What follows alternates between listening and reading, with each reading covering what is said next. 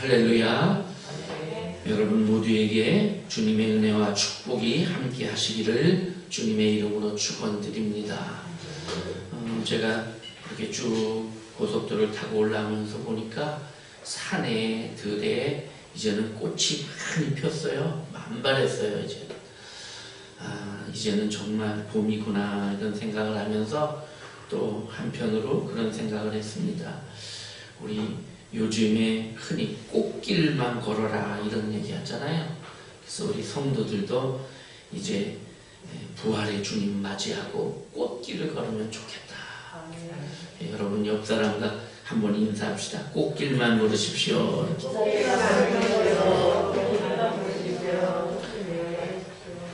이 꽃길이라는 말이 이게 그전에는 뭐 그냥 꽃이 뿌려진 길 이런 단어였는데 신종용어로 이제 국어 사전에 등재가 됐나 봐요. 그래서 사람이 이렇게 편안하고 아름답고 행복한 길 그런 의미를 갖는 것. 최근에 사람들이 그렇게 쓰기 시작을 하고 그래서 이렇게 사용을 한 것 같아요. 정말 우리 믿음의 사람들이 꽃길을 걸으면서 주님의 향기를 자꾸 드러내면 좋겠다 이런 생각이 듭니다. 여러분, 그런데 우리가 이 세상에서 후회하지 않고 살면 얼마나 좋겠습니까? 하루에도 우리는 수많은 선택을 하고 사는데 그런데 후회하는 적이 많단 말이죠. 이것이 옳다고 선택하고 그걸 결정을 하고 그 길로 갔는데 얼마 안 가서 보니까 이거 잘못된 길인 것 같아. 이렇게 후회를 하게 되고 그래서 내가 걷지 않았던 또 다른 길, 내가 선택하지 않았던 저쪽이 더 좋지 않았을까? 이런 생각을 해봅니다. 저희 고등학교 영어 교과서에 그 로버트 프로스트라고 하는 시인이 쓴 가지 않은 길, The Road Not Taken 이런 시가 있었는데 거기 그런 내용이 나와요. 나는 노란 숲속에 두 갈래길을 봤다. 이쪽 길인가 저쪽 길인가 하다가 나는 이쪽 길을 선택을 했는데 그 길을 가면서 나는 계속해서 저쪽 길이 더 좋지 않았을까? 그래서 다시 지금이라도 되돌아갈까? 이런 생각을 하고 그러면서 가다 보니까 너무 먼 길을 와서 이제는 되돌아갈 수가 없어요. 저 길을. 되돌아갈 수 없는데 이 길이 좋으면 내가 이 길로 행복할 거지만 이 길이 좋지 않으면 항상 저 길을 생각하면서 내가 그때 그 길로 갈 걸 이러면서 살지 않겠나 이런 이제 내용의 시였던 것 같아요. 우리는 끊임없이 선택을 하는데 그 선택 중에 어떤 것은 정말 잘했다 이런 것도 있지만 어떤 것은 이거 잘못했다 이런 후회가 되는 그런 경우도 있단 말이죠. 여러분 모두가 다 경험해 봤을 거예요. 이것이 꼭 옳다라고 생각을 하면서 그래서 걸었는데 보니까 아니야. 그래서 어떤 목사님이 그런 말을 했어요. 사람이 다 자기 뜻대로 안 되는 게 하나님 은혜다. 내 뜻대로 다 됐으면 좋을 것 같은데 내가 불완전한 인간이니까 내 뜻대로 다 하다 보면 이거 아닌데 이런 경우가 종종 있다는 거죠. 그래서 내 뜻대로 안 된 것이 오히려 하나님 은혜일 때가 많더라 이런 얘기를 해요. 예수님께서 십자가를 지시고 마지막 운명하시면서 그런 말씀하셨죠. 다 이루었다. 저는 이 말씀을 읽을 때마다 참 부러워요. 정말 이렇게 인생을 살 수 있다면 마지막 죽는 순간에 이렇게 말할 수 있다면 얼마나 좋겠습니까? 그런데 그러지 못하죠. 그래서 사람은 불완전한 존재고 그래서 우리가 하나님께 끊임없이 기도하는 거예요. 하나님 제 인생을 도와주십시오. 제 길을 하나님께서 이끌어 주십시오. 하나님께서 제 앞길에 선한 길로 이렇게 보여주시고 선택할 수 있게 해주십시오. 이렇게. 자, 오늘 우리가 읽은 본문은 우리가 잘 아는 탐자의 비유입니다. 탕자의 비유라고 이렇게 흔히 말하지만 여기 주인공은 탕자가 아닙니다. 저기의 주인공은 아버지입니다. 아버지. 그리고 이 아버지가 주인공이고 이 탕자는 조연입니다. 이 누가복음 15장에는 세 가지 잃어버린 이야기가 나와요. 양을 잃어버렸어요. 100마리 양 중에 한 마리를 잃어버려서 목자가 그 한 마리를 찾기 위해서 막 애쓰는 모습. 또 하나는 어떤 여인이 가지고 있는 10개의 드라크마. 이 10개의 드라크마는 돈으로 액수로 치면 그러면 별게 아니에요. 그런데 이 10개를 가지고 여러 가지를 이 유대 사람들이 하고 있는 어떤 놀이도 있고 이런 게 있어요. 그래서 10개 중에 하나라도 잃어버리면 이게 짝이 안 맞는 거예요. 우리 마치 윷놀이 하는데 윷이 하나 없으면 안 되잖아요. 그러듯이 저 세상 사람들이 화투놀이 많이 하는데 화투패 하나 잃어버리면 안 되잖아요. 제가 그런 거 봤어요. 시골에 이렇게 다니다 보니까 화투장을 잃어버리니까 종이로 이렇게 만들어가지고 쓰시는 분들을 봤어요. 그러니까 한 장이라도 잃어버리면 이게 짝이 안 맞아 안 되잖아요. 그 10개의 드라크마 이건 돈으로 치면 별거 아닌데 그렇지만 이게 하나라도 없으면 뭐가 안 되는 거예요. 그래서 그 하나를 잃어버려서 찾으려고 막 방구석 뒤져가지고 찾았어요. 찾으니까 동네 사람들을 불러서 야 찾았어 이제 다시 우리 윷놀이 할 수 있어 다시 우리 화투놀이 할 수 있어 그렇게 기뻐했다라는 거예요. 그리고 세 번째가 이제 우리 잃어버린 이 아들 탕자의 비유예요. 여기에 아버지가 주인공이라고 그랬죠. 아버지가 주인공이고 두 아들이 조연이에요. 여기 탕자는 작은 아들만 말하는 게 아니에요. 큰 아들도 역시 탕자예요. 작은 아들은 집을 나갔어요. 아버지 곁을 떠나가지고 그래서 세상에 가서 살다가 후회하고 이거 아니구나 이러고 돌아왔고 큰 아들은 아버지 곁에 붙어있다고 하면서도 계속 불평불만을 가지고 살았어요.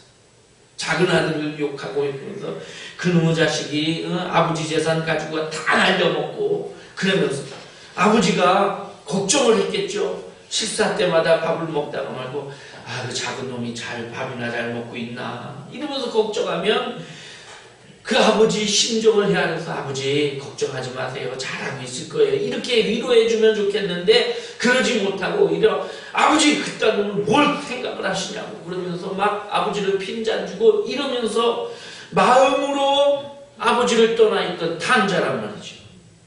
오늘 이 세상의 모든 사람들은 작은 아들이든 큰 아들이든 다 이렇게 아버지를 떠난 자들이에요. 우리는 다 그런 죄인들이란 말이죠. 그런데 하나님께서는 큰 아들도 사랑하시듯이 작은 아들도 사랑하셨고 작은 아들이 돌아오기를 기다린 것처럼 큰 아들도 마음을 바꿔서 돌아오기를 기다리고 계셨다는 거죠. 오늘 주님도 여러분과 저를 향해 그렇게 기다리고 계셔요. 여러분 중에 혹시 작은 아들처럼 아버지 곁을 떠난 분들이 있을 수 있어요. 다시 돌아오기를 기다리고 계시고 큰 아들처럼 아버지 곁을 떠나지 않고 아버지 곁에서 알짱알짱 그러기는 하는데 마음으로 떠나서 에휴 내가 이걸 그냥 억지로 믿고 있고 이런 분들도 혹시 있을 수 있어요. 이제는 이런 모든 걸 내려놓고 아버지 앞에 진심으로 다가서고 주님과 함께 사는 그런 삶을 살 때 그것이 정말 행복한 인생이라는 것입니다. 자, 오늘 말씀을 제가 그래서 잃어버린 후에 찾은 행복 이렇게 정했어요. 작은 아들에 대한 얘기를 주로 할 겁니다. 자, 작은 아들, 이 아들은 잃어버린 후에 깨달았어요. 그 첫 번째가 뭐냐면 물질을 잃어버린 후에 물질의 소중한 걸 깨달았다는 거죠. 작은 아들이 오늘 본문에 보면 아버지한테 재산을 요구합니다. 아버지, 저에게 주실 유산을 미리 좀 주세요. 이게 사실은 유대 나라에서 이렇게 하는 것은 정말 불효막심한 짓입니다. 아버지가 돌아가시지도 않았는데 우리나라도 그렇죠. 부모님이 버젓이 살아계시는데 재산 주세요. 이러면 안 되죠. 근데 재산을 달라 그러는 거예요. 그러니까 아버지가 이놈이 또 시작이구나 하면서 어쩔 수 없이 자꾸 조르니까 그 몫을 주었어요. 그렇게 줬는데 이 아들이 그걸 가지고 얼마 지나지 않아 아버지 몰래 그랬겠죠. 형도 몰래 그랬겠죠. 다 재산을 정리해서 팔고 이래가지고 큰 목돈을 만들어서 도시로 나가버렸어요. 근데 그 다음이 문제예요. 도시로 나가서 먼 곳에 가서 아버지의 영향력이 없는 곳, 아버지 잔소리가 없는 곳, 이런 곳으로 갔어요. 그런데 거기 가서 오늘 본문에 보면 허랑방탕했다 이렇게 돼 있어요. 돈이 많아지니까 이걸 주체할 수가 없어서 이거 그냥 평생 써도 되겠다 하고 허랑방탕하게 썼던 것 같아요.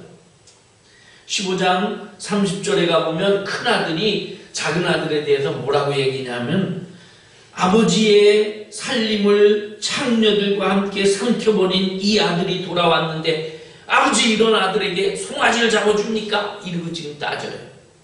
자 보세요. 창녀들과 함께 다 말아먹었대요. 아버지 재산을. 그러니까 이 아들이 나가서 어떻게 살았는지 눈에 그림이 그려지잖아요. 그래 아버지가 돈을 가지고 허랑방탕하게 귀한 줄 모르고 썼어요.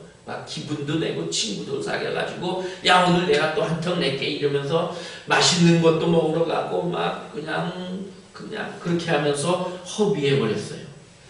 이 재산이 아버지 재산의 3분의 1 정도 된다고 이렇게 학자들은 얘기해요. 왜 그러냐?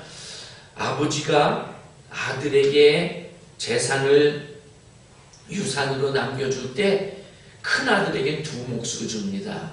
그리고 작은아들에게는 1몫씩, 아니면 이제 다른 형제들이 5, 6명 된다 그러면 다 1몫씩 주고 큰아들은 역시 2몫을 주는 거예요. 그러니까 큰아들은 2겁조를 받았을 거고 작은아들은 한 번 받았으니까 합치면 3개 중에서 하나를 이 아들이 가지고 가서 다 날려먹은 거지요. 아버지 재산의 3분의 1을 다 잃어버렸어요.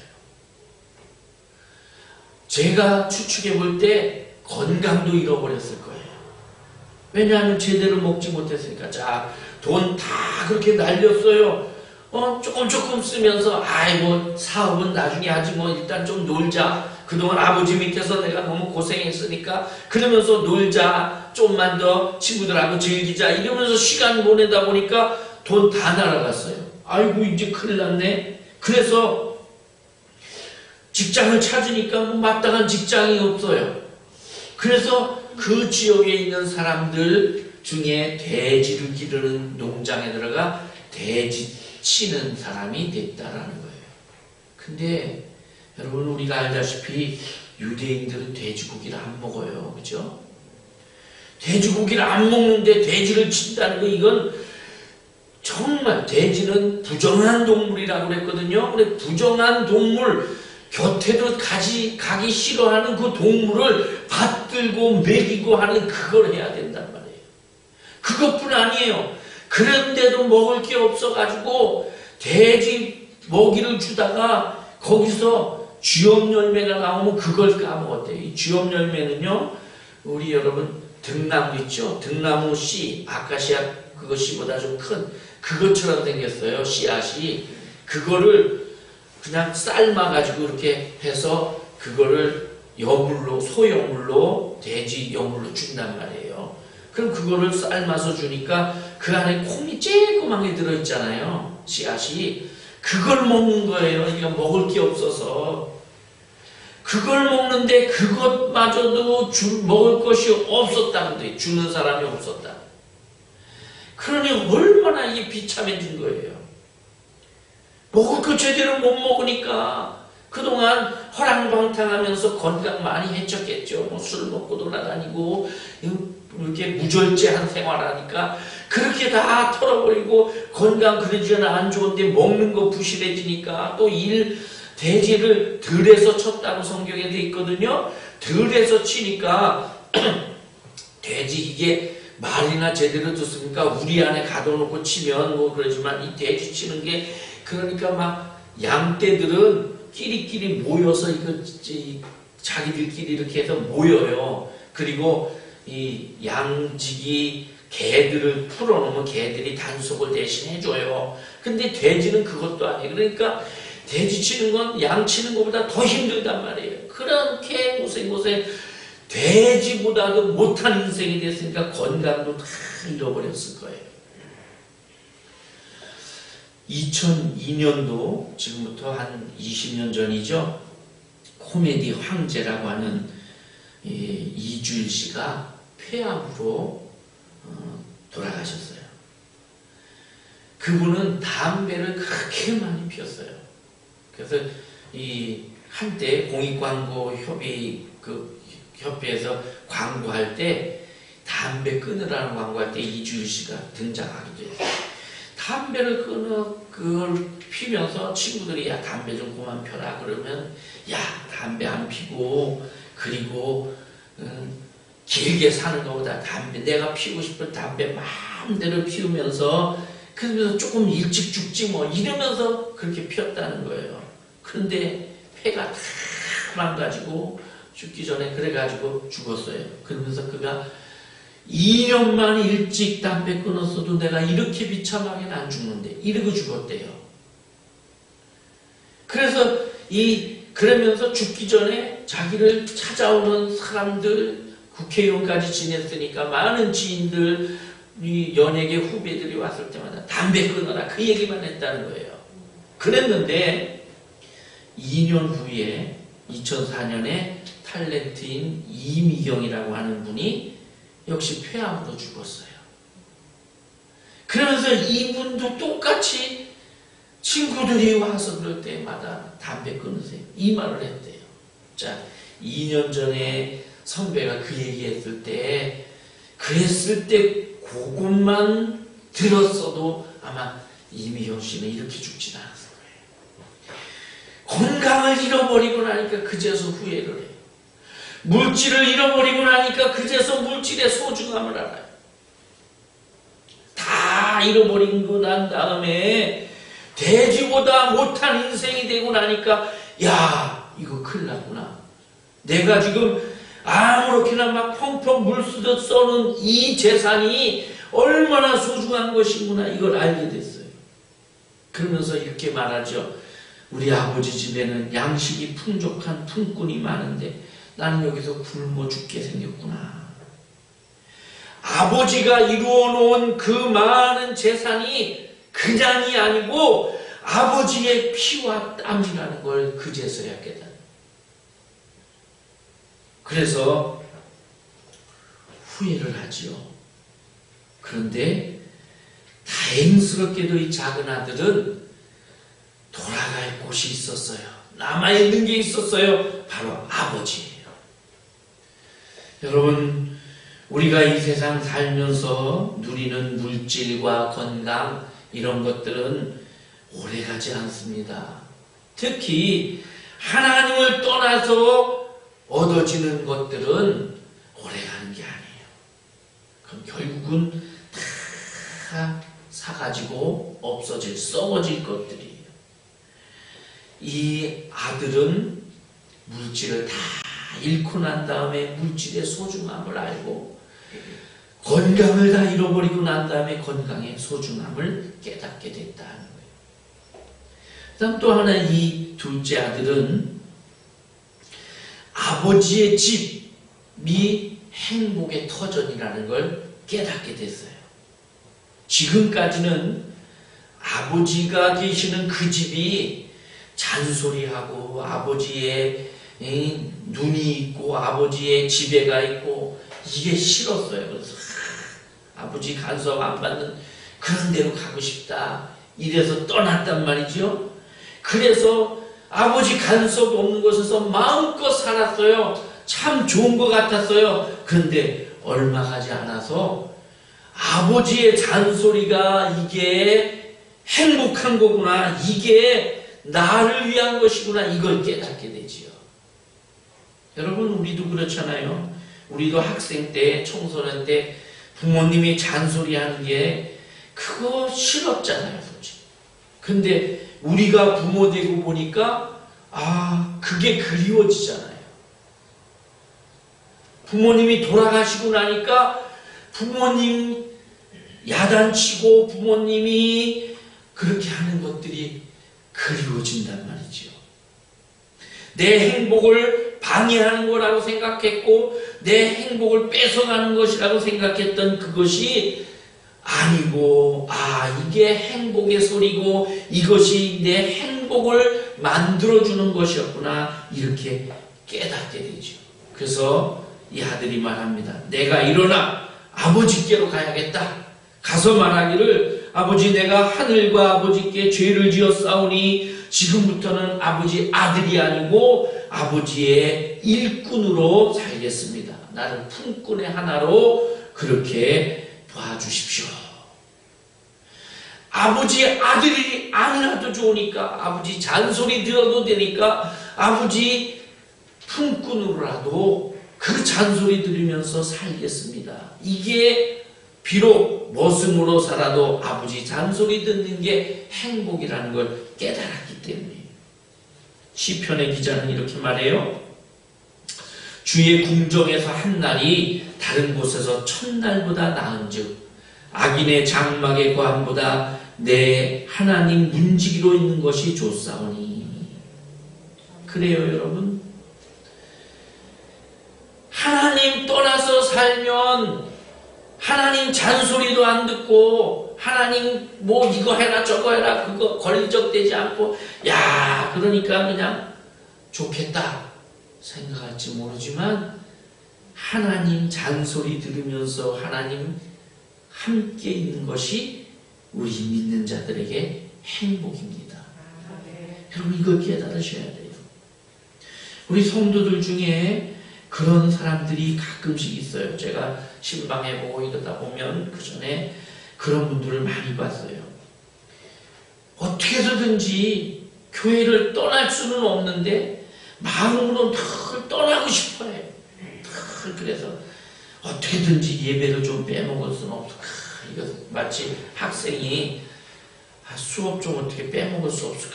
근데 핑계를 대죠. 핑계를 대서 조금만 무슨 머리만 조금 아파도 또 머리 아파서 오늘 수업 일찍 못하겠어요. 이러고 일찍 간다고 그러고 이러지요. 여러분 어떻게든지 안 하려고 하는 것과 어떻게든지 하려고 하는 거 이게 다른 거예요. 그죠?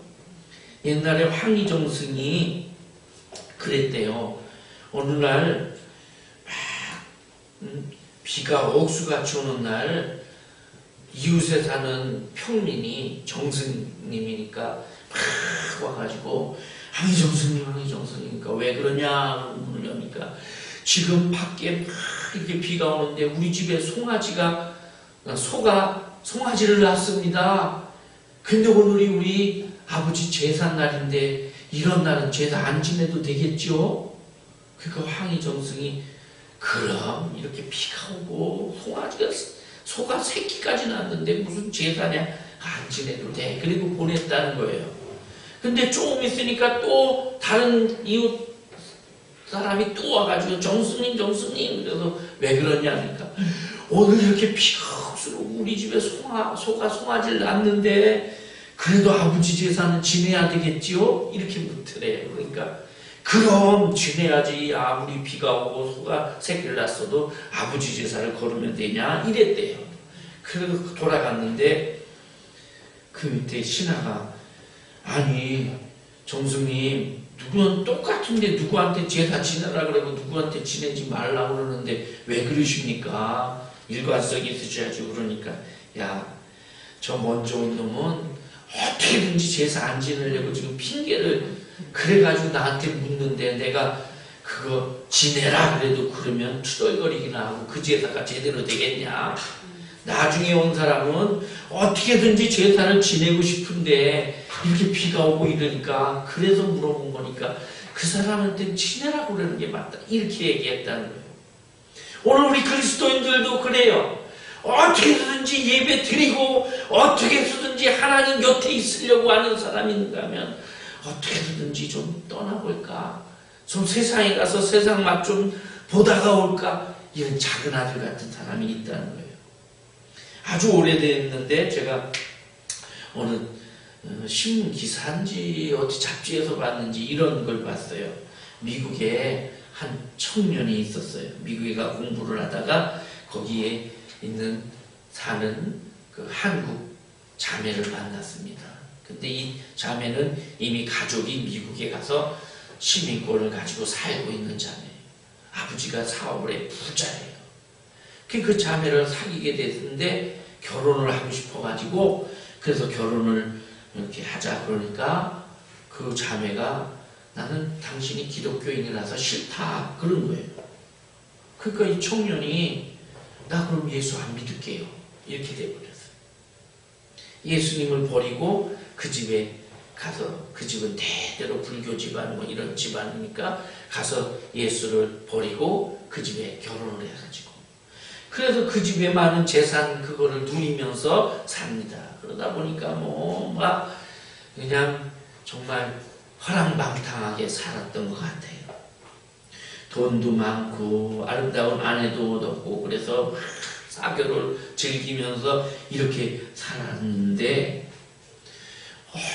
얼마 후에 이 청년이 좋은 최고급 승용차를 타고 라스베가스 쪽으로 가다가 큰 트럭하고 전면으로 충돌을 해서 사망을 했습니다.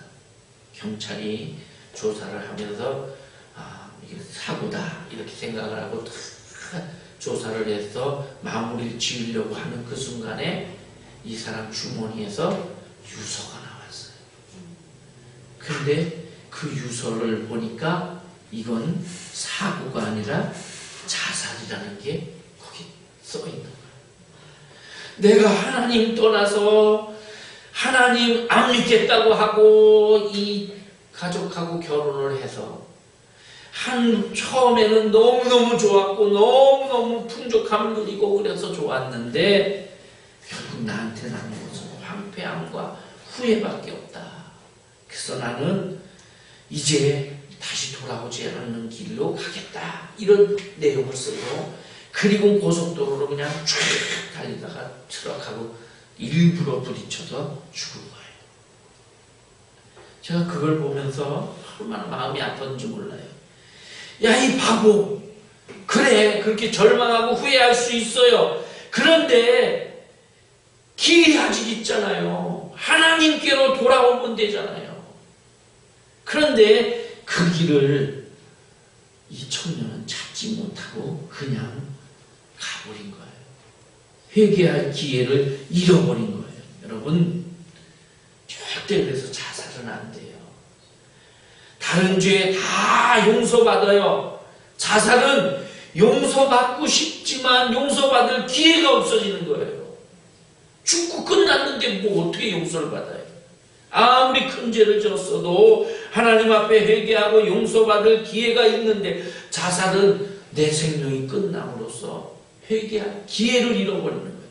그렇기 때문에 자살은 안 돼요.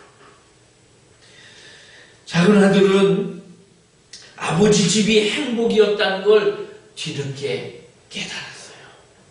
다 잃어버린 후에.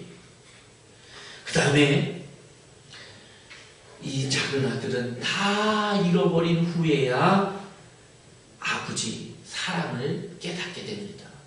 지금까지는 아버지가 엄하고 무섭고 철저하고 일만 알고 이런 아버지로 생각을 했는데, 다 잃어버리고 그리고 거짓골이 돼서 돌아오니까 아버지가 먼저 동구 밖에 서서 기다리다가, 옛날 성경 아직도 상고가 먼데, 오늘 말씀에는 거리가 먼데 아버지가 먼저 뛰어가서 끌어안고 그리고는 아들을 맞아줬죠.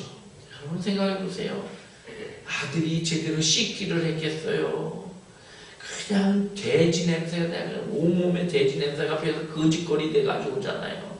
먹을 게 없는데 입을 건 제대로 있었겠어요?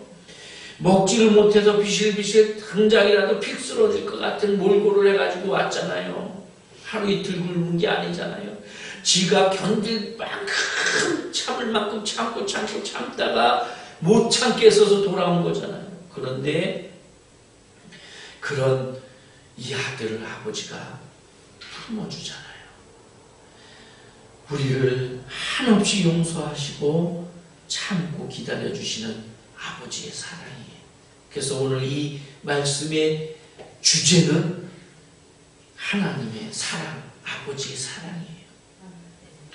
여러분, 제가 평택에 있을 때, 부목사로 거기 있을 때 그런 일이 있었습니다. 교회 아래 그 적봉리고 사거리 거기 귀퉁이에 약방이 있었죠. 약방. 거기에 딸이 그 약국을 하고 있었고요. 그 어머니가 서울에 사시다가 거기 내려와서 방을 얻어 사시면서 도와주고 있었어요. 애기 보고 이러면서. 이 어머님이 권사님으로 제가 기억하는데 이름은 기억이 안 나요. 그런데 이분이 신앙이 좋으셔서 새벽 기도도 우리 교회에 나오고 이랬었어요. 근데 그 남편은 신앙생활하는 걸 그렇게 싫어해요. 그래서 이 권사님이 교회 왔다 간 것만 알면, 권사님인지 어쩐지 모르지만 하여튼 부인이 교회 왔다 간 것만 알면 부인을 때리는 거예요. 폭력을. 그러니까 부인이 교회도 예배 때도 제대로 못 나와요. 그 걸리면 그러니까. 그래 몰래 새벽에 살금 빠져나와서 기도하고 가고 이렇게 하셨었어요. 그 딸은 또 사위가 예수를 안 믿으니까 교회를 역시 안 나왔었어요. 그렇게 했는데 그렇게 하시다가 이분이 암으로 돌아가셨어요. 돌아가셔서 그래가지고 장례를 치러야 되는데 그 남편도 그렇고 그 딸도 그렇고 기독교 쪽이 아니니까 그냥 뭐 자기들 식대로 하겠다 그러는 걸 제가 막 가서 그 아버지 그 남편에게 이분이 평생 소원이 그거 아니었습니까? 신앙생활 하는 거. 그러니까 교회식으로 하십시다. 이렇게 달래가지고 그래서 이 기독교식으로 장례를 했어요. 뭐 근데 제대로 했겠어요? 그냥 가서 예배드리고 그 집은 예배드릴 때마다 가족들은 제대로 뭐 참석도 안 하고 이러면서 어쨌든 그렇게 해서 장례를 치렀어요. 장례를 치르고 교인들이 그 같은 구역 교인들도 다 알지도 못하고 그 구역에 몇 사람들만 아는데 구역 식구들만 가서 이렇게 하고 이러면서 참 많이 슬퍼하고 울었어요.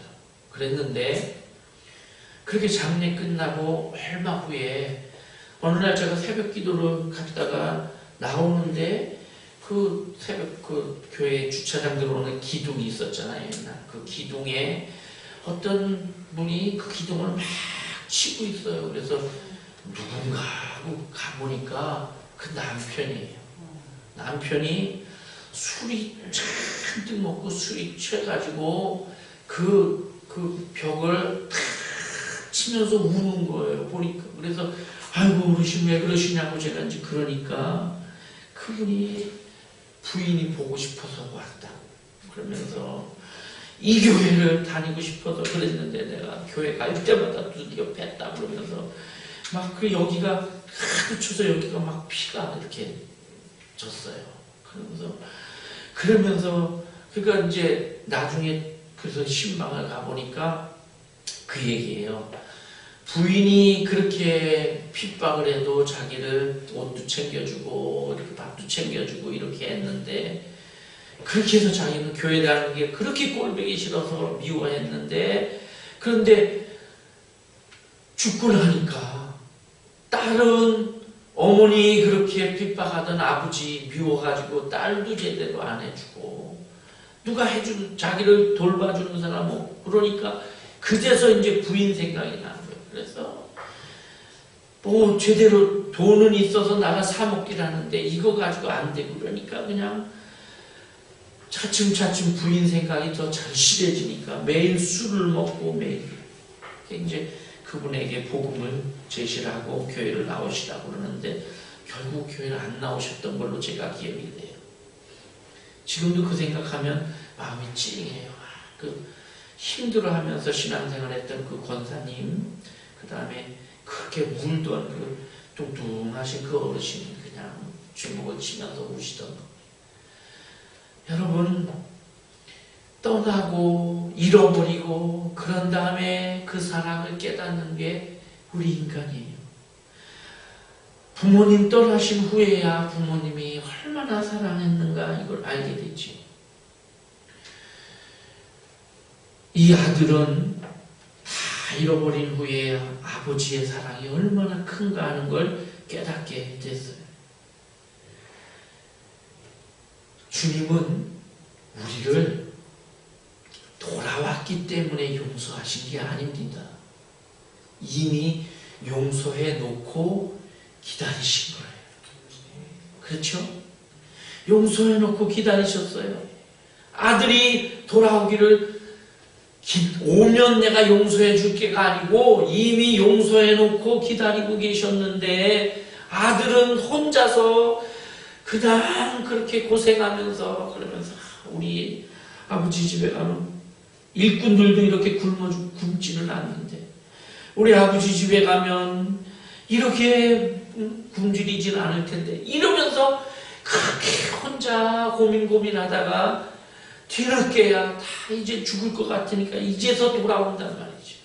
아버지는 그 전에 이미 돌아오기를 기다리고 계셨어요. 아유, 나이 많은 분들에게 전도하다 보면 그런 분들이 있어요. 내가 이 나이 되도록 이렇게 딴 거 믿고 헛되짓 하다 이제서 무슨 면목으로 하나님을 믿는다고 갑니까? 이러는 분이 있어요. 아니에요. 그래도 주님께로 가야 돼요. 중간에 우리가 딴 길로 곁길로 갔었을지라도 다시 돌아오기를 주님은 이미 용서해 놓고 기다리셔요. 그러면 내가 뭐 한 게 있어야지. 한 거라고는 아버지 마음을 아프게 한 것밖에 없는데 그럼에도 불구하고 아버지는 우리를 기다리신다. 얼마나 우리를 소중하게 여기시는지 자기 아들을 주면서까지 네 죄를 내가 대신하니까 와라 그러고 기다려. 오늘 제가 묵도하면서 읽은 말씀, 너의 하나님 여호와가 너의 가운데 계시니 그는 구원을 베푸실 전능자시라. 그가 너를 얼마나 기뻐하시는지 너로 인하여 즐거이 울으며 기뻐하시리라. 잠잠히 너를 사랑하시리라. 내가 뭔데? 그러면 답이 안 나와요. 그러니까 이해가 안 돼요. 그러니까 그걸 이해하려고 답을 찾으려고 하지 말고 그대로 받아들이고, 나 같은 죄인 정말 가치가 없고 이거 이해가 안 되지만 돌아오기를 기다리고 용서하고 계신다는 거예요. 여러분 보세요. 우리가 예수님을 믿기 전에 벌써 주님은 2000년 전에 예수님을 보내셔서 십자가에 못 박아 죽이셨단 말이에요. 이미 그렇게 용서할 제도를 다 만들어 놓고 여러분과 저를 부르신 거예요.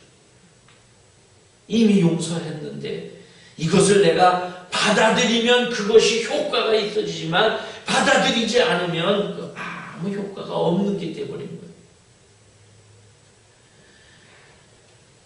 아버지는 네 아들이 돌아와서 저를 품꾼의 하나로 써주십시오 이렇게 말하는데 다른 말 안 하셔요. 그냥 새 옷을 입히고 가락지를 끼우고 신발을 신겨라. 그리고 송아지 잡아라. 이렇게 신하들이 일꾼들에게 얘기하십니다. 너 이 녀석 그동안 뭐 했냐? 너 왜 그랬냐? 이렇게 따지지도 않으시고 묻지도 따지지도 않고 받아들여 주셔요. 오늘 여러분과 제가 할 일이 뭡니까? 아무것도 없습니다. 그냥 아버지 곁에 돌아오는 거예요. 아버지에게로 돌아오고 아버지 곁에서 떠나지 않는 거예요. 이제 잠깐 큰아들에게로 가봅시다. 큰아들 아버지 곁에 떠나지 않았어요.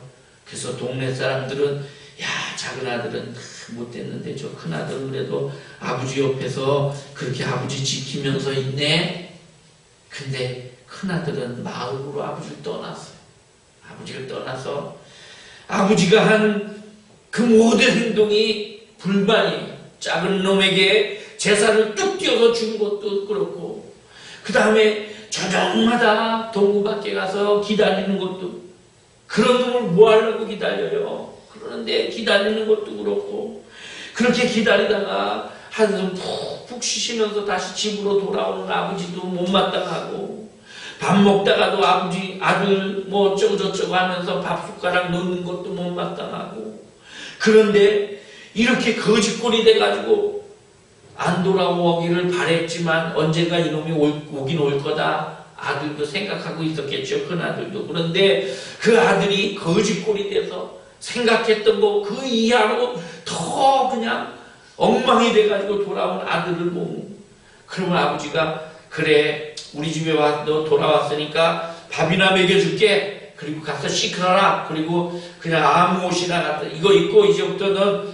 죄졌으니까 집에서 일이나 해라. 이렇게 할 줄 알았는데 그 아들에게 새 옷을 내다 주고 금가락지, 아버지가 손에 끼고 있던 금가락지를 끼워 주고, 큰 아들에게도 안 해주는 거로, 큰 아들에게는 송아지 염소 새끼 하나 먹으라고 잡아먹으라고 해주지 않더니 작은 놈 돌아왔다고 송아지를 잡으라고 그러고 잔치를 벌이고 다 못마땅한 이 아들, 오늘 우리 모습이 아닌가. 이제는 이런 모든 불평하고 불만했던 걸 다 내려놓고 아버지의 마음을 이해하는 성도가 되어야 됩니다. 잃어버린 뒤에 소중한 것을 깨닫고 행복을 깨닫고 아버지의 사랑을 깨닫고 그랬던 이 작은 아들처럼, 나는 잃어버리진 않았지만 그래도 나도 아버지의 그 깊은 작은 아들을 향해서 했던 사랑이 곧 나에게 했던 사랑이구나. 아버지의 잔소리가 나를 위한 것이었구나. 아버지 곁에서 떠나지 않았지만 잘했지만 끝까지 아버지 마음을 이해할 수 있는 그런 아들이 되어야 된다는 것입니다. 며칠 전에 읽은 글 중에 이런 글이 있습니다. 아무 일도 일어나지 않는 게 얼마나 큰 행복인지 우리는 좀처럼 깨닫지 못한다. 사실은 하루하루가 담담히 평범하게 지나가는 게 행복의 본질이다. 가까이 있을 때는 있는지 모르지만 멀어지면 커 보이는 것, 그것이 바로 행복이다. 행복한 사람은 누구인가? 아무리 너는 행복한 사람이라고 말해도 본인이 깨닫지 못하면 행복하지 못하다. 행복은 누가 주어서 행복한 게 아니다. 내가 깨닫는 것이 행복이다. 별일 아닌 것에 감사하고, 별일 아닌 것에 감동하고, 별일 아닌 것에 기뻐하고, 별일 아닌 것에 즐거워하고, 별일 아닌 것에 행복해하는 사람이다. 소박하고 욕심없는 마음을 가진 사람, 아버지 곁에 있는 그 사람이 바로 행복한 사람이다. 다 잃어버린 후에 깨달은 작은 아들, 또는 아버지 곁에 있으면서 깨닫지 못했던 이 큰 아들, 오늘 우리의 모습입니다. 이제는 아버지 곁에서 아버지와 함께 행복을 누리고 아버지의 사랑을 누리고, 그래서 인생을 정말 행복하게 사는 여러분과 제가 될 수 있기를 바랍니다. 기도하겠습니다. 하나님,